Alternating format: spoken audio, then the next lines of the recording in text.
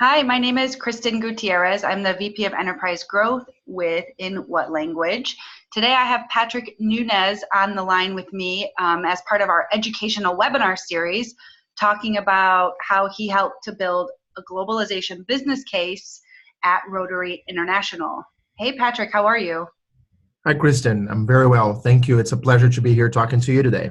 Thank you. Nice to speak with you as well. And I found it awesome that when we were prepping for this session, you told me that March 2019 was your 3-year anniversary of this initiative. That is correct. That is very correct. That's great. So I know that you have a lot of exciting and engaging and informative content to share. Let me quickly introduce Patrick. He is an inclusionist. He believes everyone has something positive to offer, no matter where you sit at the table. He is a visionary. He believes that if you have your heart in the right place and the true desire to create positive impact, every vision can become reality. He is curious. He believes the status quo is there to be challenged and serve as guidance for change and growth. So besides his day job, which is Director of Global Communications and Design at Rotary International, he enjoys public speaking and leadership topics in general, and is a contributor author of the book, The Language of Localization, which is thelanguageoflocalization.com. All right. So Thank you so yeah, much. go ahead. I was going to say, go ahead and we can't wait to hear what you have to share. The floor is yours. All right. Thank you so much, Kristin. Yeah, so for us, it's been 3 years on this journey of, reshaping the role of some of our team members in global communications, actually the whole team. So we started with a very clear mission of what we wanted to be, right? So we moved from being language services in a way, being service provider, to being more strategic. So we create the vision, and the mission reads as you see on your screen, which was really to provide our members and the general public with relevant and meaningful global content. And not that we didn't do that before, but before the approach was everything comes from a source language and then they magically, or after a lot of hard work from the team, exists in other languages, which is valuable. But for us, it was really important for the team to really play a role as global communication specialists and be involved in this strategy. A lot of times we hear in the localization field and from our peers in the industry and the sector, in the discipline overall, that often localization is at the end of the process, right? There's an afterthought mentality. People don't feel that the peers or others truly understand the importance of globalization and localization. So for us, we really took the approach to the opportunity and really leverage what the team had to offer and put some professional development behind them to get where they needed to be so they could be really part of the overall communications objectives of the organization. And once we had the vision and the idea of what the mission would be, one of the first things that we did was to seek executive sponsorship and support, right? Because when we talk about change, when we talk about innovating things from an internal organization perspective, it's really key. One of the most important things is that you get the executive buy-in.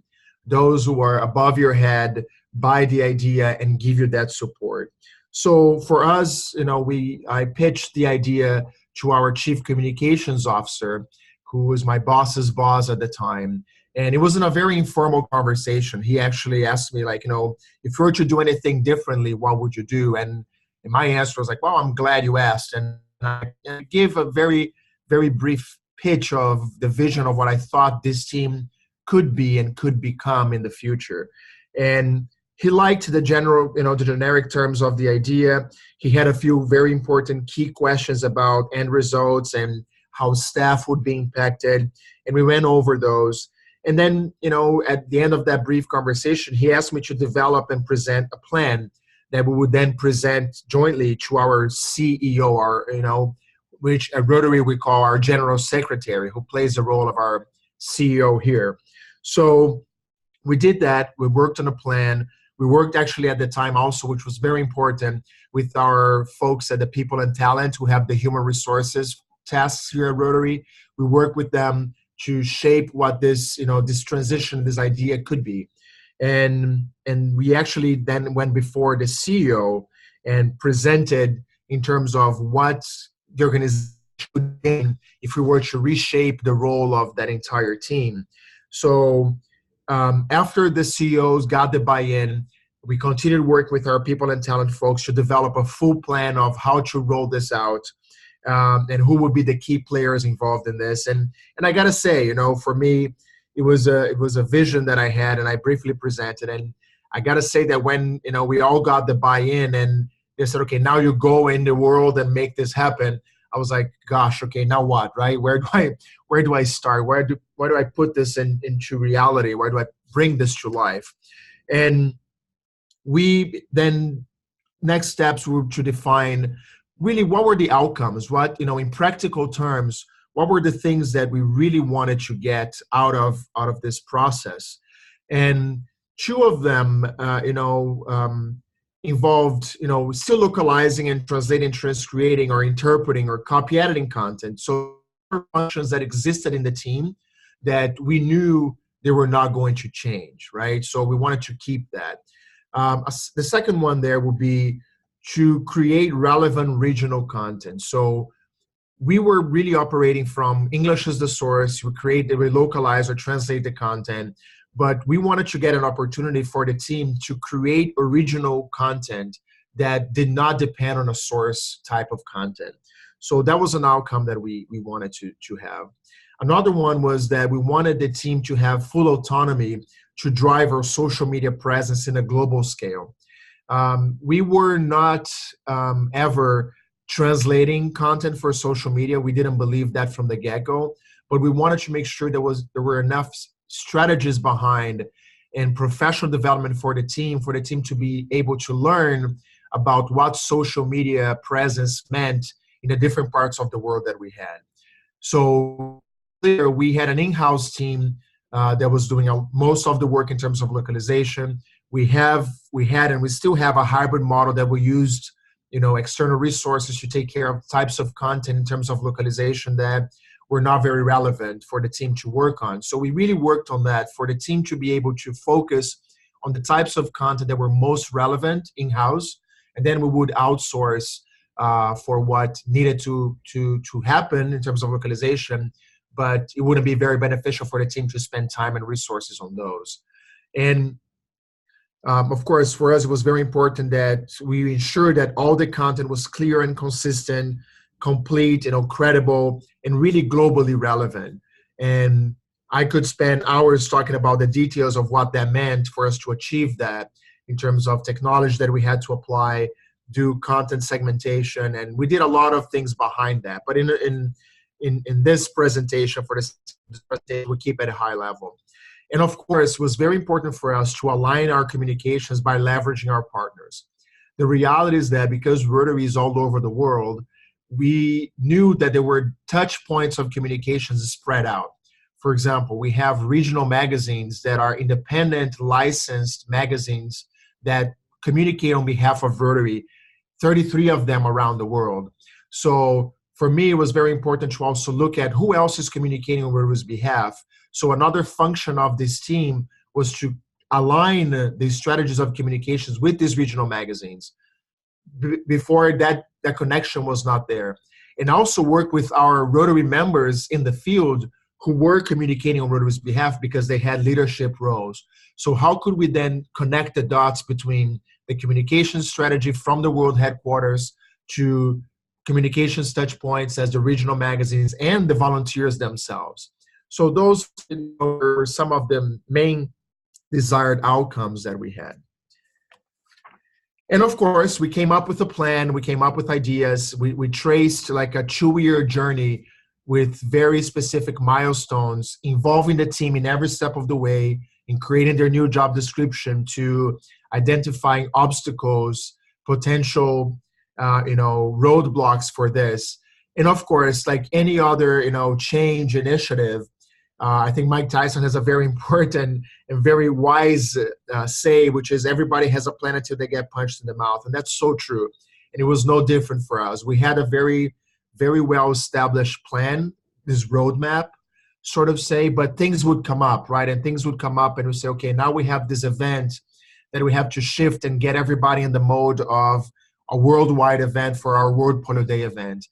Something that was planned in month 13, for example, and we had to push it before to month 8, which meant that some certain things that we were planning for that set of the journey had to be shifted around. Or, of course, we knew that, in terms of resources, in terms of the team being involved, we knew that not everybody was going to be able to transition and move along. But for us, it was really important to put the vision before the team and say, hey, this is the journey. Everybody has a chance to come along. And that, of course, obstacles and surprises can happen along the way when it comes to people. But for us, of course, some of the, down this path in 2+ now 3 years since we've been going through this journey, in the 2-year mark, we're able to say, okay, we accomplished the structure, where the team needed to be. But of course, it's an ongoing process because it's a very, very ambitious effort when it comes to communication. So, leveraging others in the organization, making the organization, we're seeing the team through different lenses, that we're not just a translation team or the localization team. So we've done a lot ever since. But for us, some of the main lessons that we learned in this initial phase of the 2 years, were the following. So for us, the relevance of the team and the relevance of the value that we could bring was very important. I think Simon Sinek has a very good approach to start with the why, right? So the relevance, why were we doing this? What did it mean to those involved, not only in the organization, but the team themselves? Because I always say that you can have the best plan in mind, the best idea, the greatest thing out there, but if you don't have the people to drive that, you get nowhere. And for us, of course, because we had so much going on and we were at that point, I'd say that we were living under a rock in terms of technology. The team didn't have all the tools they needed. So it was important for us to prioritize because for sure we knew that we would not be able to accomplish everything at once. And in terms of the change management perspective, communication was key. One of the most important things to me was to make sure that transparency was present the whole time. When you talk about change, when you talk about involving people's, day-to-day work, of course, there is that fear that comes, okay, what does that mean to me? Am I going to lose my job? So for me, it was really important to communicate very clearly every step of the way. And speaking of steps, of course, it was very important to take that first step. As I said, when we got the green light and people said, go and do it, my first reaction was, okay, now what, right? And you cannot be afraid of taking that first step. And because you're going to have surprise, you just have to embrace them. They're going to happen no matter what. And we have to be ready for the unknown and the external asks or roadblocks that will come along the way. And with that, you have to be ready to adapt. You have to be very flexible to adjust as you go.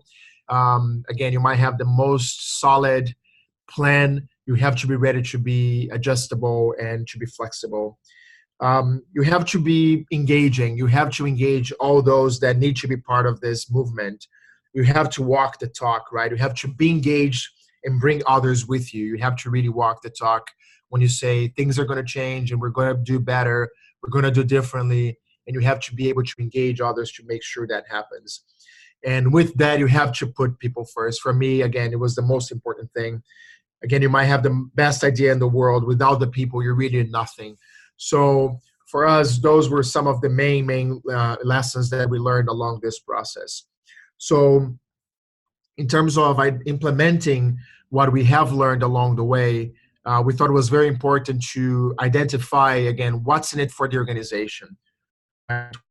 You have to sell that idea and envision the impact and the improvement that the change could bring, right? You have to really be realistic, but you have to be bold and you have to be visionary. You have to be a little out there if you want to drive real change. And you have to think about it in a strategic manner. For example, with executive teams, they like numbers, right? So for certain organizations, numbers are big drivers. For us, numbers were not the first ones, but we knew when we got in front of the CEO that we had to show what that could represent in terms of value, right?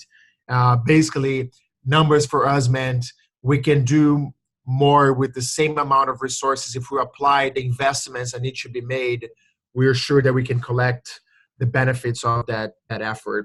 And it was important for us to find the partners in other teams. While we do what we did and what we still do, what the team does in Global Comms, it still impacts others. So you have to find those partners, those champions along the way, not only inside your own team, those directly involved, but also externally. And for us, it was also important to position ourselves as that added value to the organization's overall goals, right? It was really important for people to understand the value that you can actually bring to this. So in a very brief manner, very fast, manner, this is basically what we did. And again, we could spend a lot of time dissecting every aspect of this journey. But Kristin, this is basically, some of the things that we applied, we learned, and we're very proud of the team for being able to do that. And actually, I just heard yesterday that we're getting a lot of recognition in terms of awards out there for this journey, and we're very excited to share our knowledge and keep growing with the team. Thank you, Patrick. That's so fascinating. Do you want to go back real quick to the last slide? Absolutely. So, yeah, I think the point here is if there's a department or a company that's trying to kind of go where you've been, these are some things that they can implement that you've just shared that will help get them off on the right track, right? Right. Yeah, absolutely. Yeah, and I think there must have been resistance along the way. And I know you touched on that a little bit in the last couple of slides, but I'm just curious, well, was there? And then how did you manage it? And maybe resistance is key. I was just at a conference last week and somebody was giving a presentation. There was a very valid question about just that.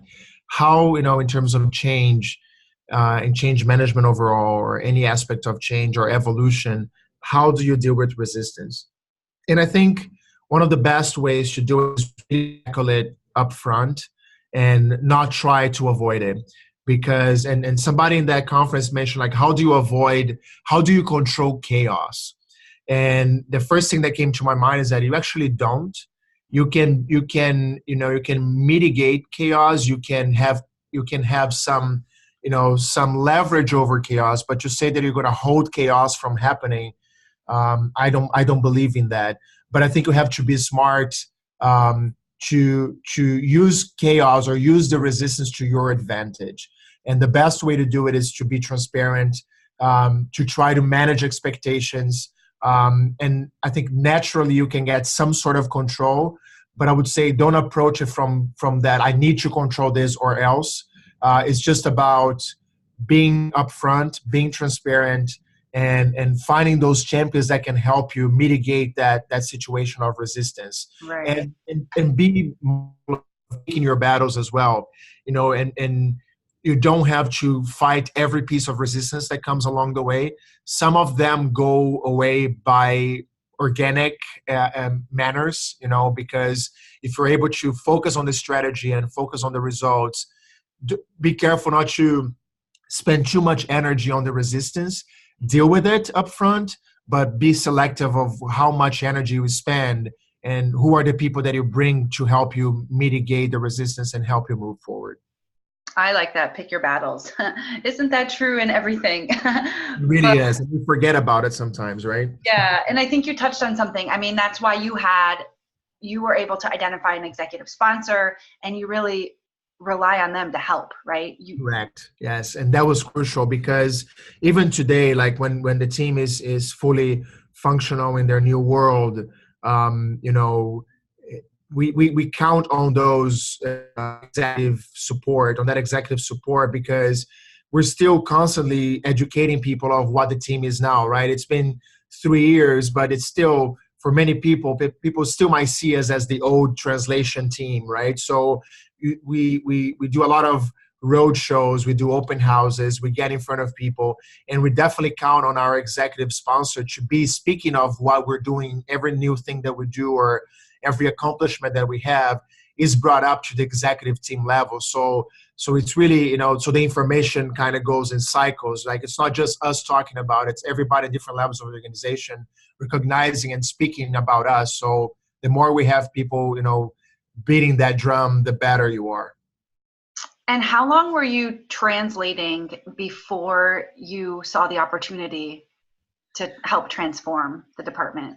Well, I had been at Rotary since 2009, and basically the main focus of the team, or the only focus of the team, was really translation and interpretation. And the one of the drivers for that for me was that I had held different positions here at Rotary as team lead of Portuguese. I had been department manager, manager of interpretation, and for me, along those years, I would hear people complaining, right? The team was saying, we're tired of being at the end of the cycle. We're tired of being at the end tail of things. And that was a big driver for me. It was really, that effort really came from the people. And that's what I put in front of them and in front of others to say, okay, what are we going to do about it, right? Either we make a bold move and transform. And don't get me wrong, what the team does today is still, like, a lot of what they do is still the localization transition. That didn't go away, but we've been able to implement smarter ways of dealing with that so the team could find the time and the resources to do these other things, like writing blog posts and working with the regional magazines, and working with the marketing team for a global campaign. So for me, it had been from 2009, personally being here involved in the day-to-day operations of the team, to 2015 when that idea came to life. Yeah. Okay. And you've been doing great things. I'm pleased to know you, so thank you. By way of quick introduction of just myself, then, prior to joining inWhatLanguage, I worked at NetApp supporting the globalization and content strategy team. I led the communication strategy that supports their executive communications all the way to the CEO staff, helping with industry presence, innovation programs, and key deliverables. But then before that, I spent 13 years working for various LSPs, or language service providers, to assist customers to increase international revenue and improve the customer experience through globalized product.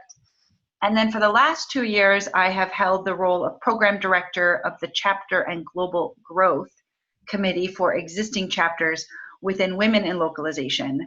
And it's just been a wild ride, because I get to meet awesome people like yourself. And then the idea for this platform was to help showcase people or teams or companies or departments that have had successes and results and identified opportunities so that others can learn from them. So just a second about inWhatLanguage. We are pushing the boundaries of the industry, helping clients go to market smarter without sacrificing quality by infusing our language solutions with our translation management platform, Unify. And not only that, but something that inspired me to join this organization is that, in part, we are passionate about breaking down language barriers and making a positive difference in communities, both locally and globally, by giving away 1% of our revenue since inception. That's great. That's really, really inspiring. Yeah, it is. It is. So this is that was a picture of, like, them, our team doing that. Well, okay. So the only other question I want to ask right now, because I do want to wrap it up, but I haven't nearly asked all of the questions that other people will have. But you had mentioned early on that you took a look at English as a source.